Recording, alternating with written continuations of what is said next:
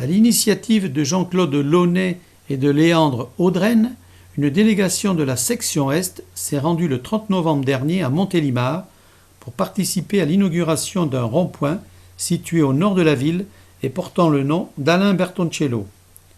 Ce fut tout d'abord le vice-amiral d'escadre Éric Scherer, inspecteur de la Marine nationale et membre du comité de Montélimar de la Légion d'honneur, qui a retracé la carrière de ce marin d'exception.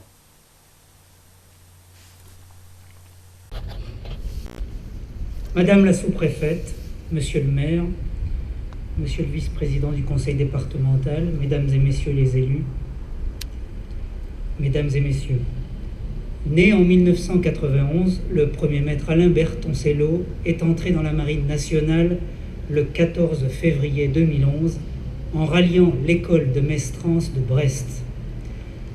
L'année suivante, il devient fusilier marin et réussit le stage commando dans la foulée.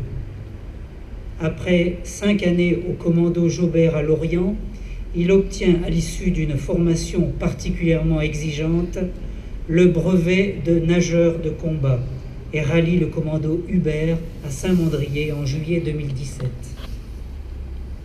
Nous le retrouvons dans la nuit du 9 au 10 mai 2019, dans le nord du Burkina Faso, lors d'une opération qui a permis de libérer 4 otages retenus par un groupe armé terroriste. Plusieurs indices laissaient penser que 2 ressortissants français disparus depuis le 1er mai, lors d'une excursion au Bénin, près de la frontière avec le Burkina Faso, avaient été enlevés par un groupe armé terroriste. Dès l'annonce de leur disparition, le renseignement et les militaires français de l'opération Barkhane, aidés par un détachement américain ainsi que par les forces burkinabées, avaient tenté de localiser les 2 touristes français. Le camp des ravisseurs avait été repéré dans le nord du Burkina Faso ce 9 mai. D'où la décision de solliciter les forces spéciales pour mener une opération dès la nuit suivante afin de libérer non seulement les 2 ressortissants français, mais aussi 2 autres otages, dont une américaine et une sud-coréenne. En tête de la colonne d'assaut, 2 hommes, 2 militaires d'expérience, 2 guerriers d'exception. Le maître Cédric de Pierrepont et le maître Alain Bertoncello. Dans la nuit, ces 2 hommes, et à leur suite leurs frères d'armes du commando Hubert et du 1er régiment parachutiste d'infanterie de marine, progressent sans se faire repérer de la sentinelle qui veille. Après avoir neutralisé l'homme qui guettait, le groupe commando parvint au seuil du campement. Les ravisseurs se tenaient là, derrière la toile épaisse des tentes, prêts à en découdre, prêts à faire feu sans discernement. Pour autant, pour sauver la vie des otages, une seule solution: mener l'assaut sans ouvrir le feu. Le maître Cédric de Pierrepont et le maître Alain Bertoncello n'hésitèrent pas un seul instant. Défiant la mort pour sauver des vies, faisant preuve d'une bravoure inouïe, ils pénétrèrent, armes tenues silencieuses, dans les tentes pour sauver la vie des nôtres et ne prendre aucun risque pour eux. Rapidement, les otages furent extraits. Mais soudain, le silence absolu du désert cessa, brisé par le fracas mécanique des armes. L'ennemi tira à bout portant. Le maître Cédric de Pierrepont et le maître Alain Bertoncello tombèrent. La mission était un succès, mais nos 2 soldats n'étaient plus. Ils étaient morts en héros pour la France, morts en héros parce que pour eux, rien n'était plus précieux que la vie des otages, rien n'était plus important que la mission, comme leurs 13 frères d'armes tombés encore cette semaine.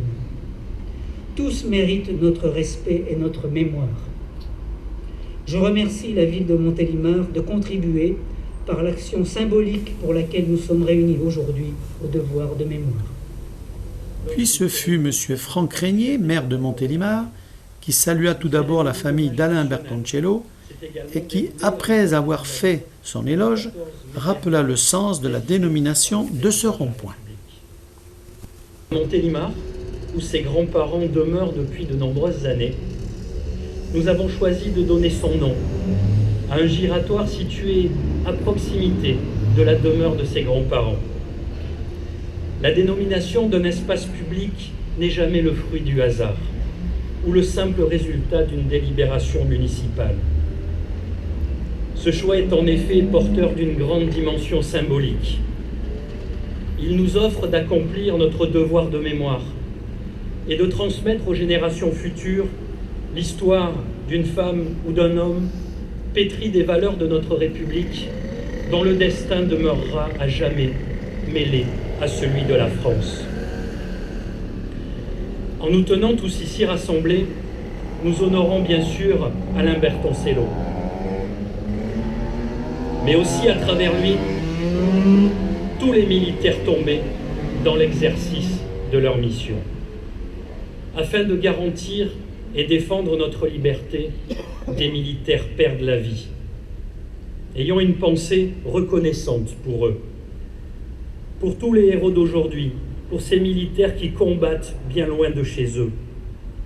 Considérons la douleur de leurs proches, car ces femmes et ces hommes ne sont pas seulement des soldats, ils sont aussi des pères, des mères, des fils, des filles, des amis.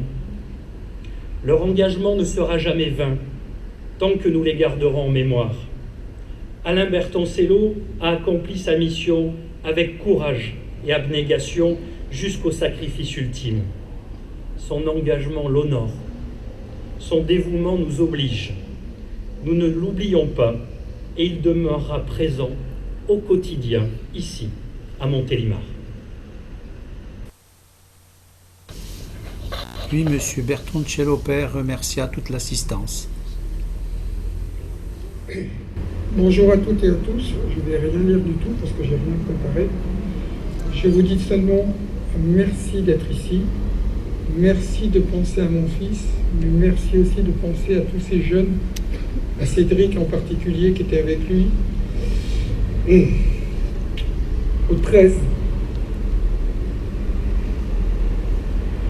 militaires disparus il n'y a pas longtemps. Ils font ça dans l'ombre, comme on dit. Ça y va de leur sécurité. J'ai appris, après la mort de mon fils, certaines de ces médailles, quand il s'était jamais monté. Jamais, je ne savais même pas qu'il existait. Merci à vous. Une des caractéristiques de mon fils, c'était de rassembler des copains, d'être bien avec. Donc, vous êtes là, il a rassemblé encore une fois du monde. Je suis fier de ça, je suis fier de lui. Et je vous remercie. C'est tout ce que je veux vous dire.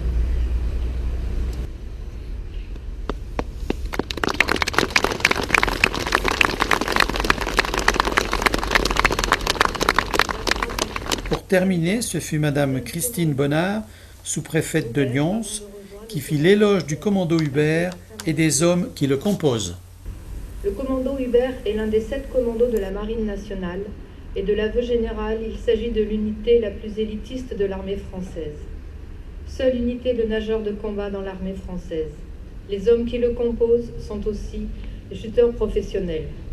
Leur polyvalence, leurs compétences sont telles qu'ils peuvent intervenir sur tous les terrains, y compris sur terre, en tant que troupe d'infanterie.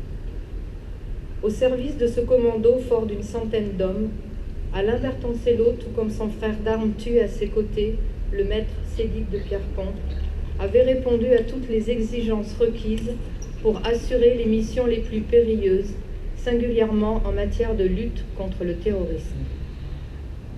Pour ce faire, il lui avait fallu maîtriser l'art du camouflage, le maniement des explosifs, mais aussi apprendre à dominer son stress dans les situations les plus extrêmes. Ces aptitudes l'avaient servi dans les nombreuses missions auxquelles il fut amené à participer aux Seychelles, au Qatar, au Levant, au Sahel. Ces mérites n'avaient pas échappé à son encadrement, puisque le maître Alain Bertoncello pouvait s'enorgueillir d'une citation à l'ordre du régiment, de la médaille d'or de la défense nationale, de la médaille d'outre-mer pour le Moyen-Orient. Assurément, Alain Bertoncello s'est inscrit et s'inscrit dans le droit fil de celui qui a donné son nom à son unité, le lieutenant de vaisseau Augustin Hubert. Lui aussi donna sa vie, le 6 juin 1944, à Ouistreham pour libérer la France.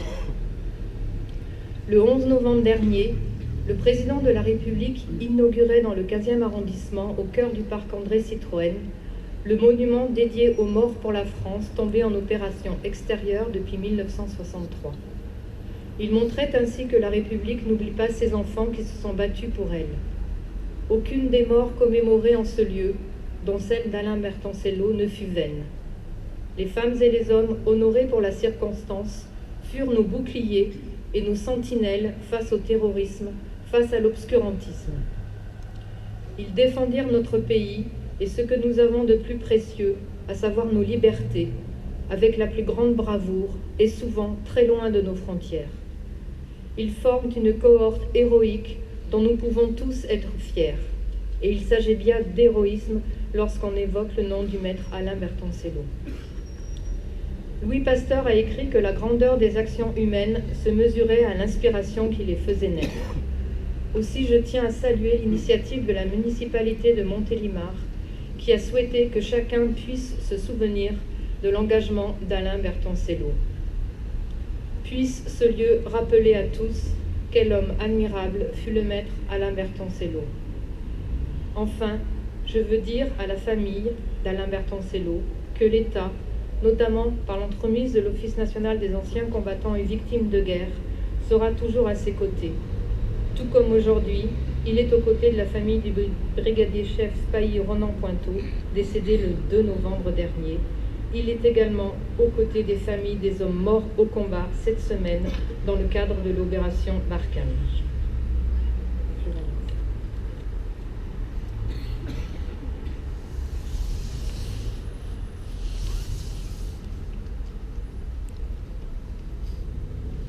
Inauguration du giratoire 1er maître Alain Bertoncello.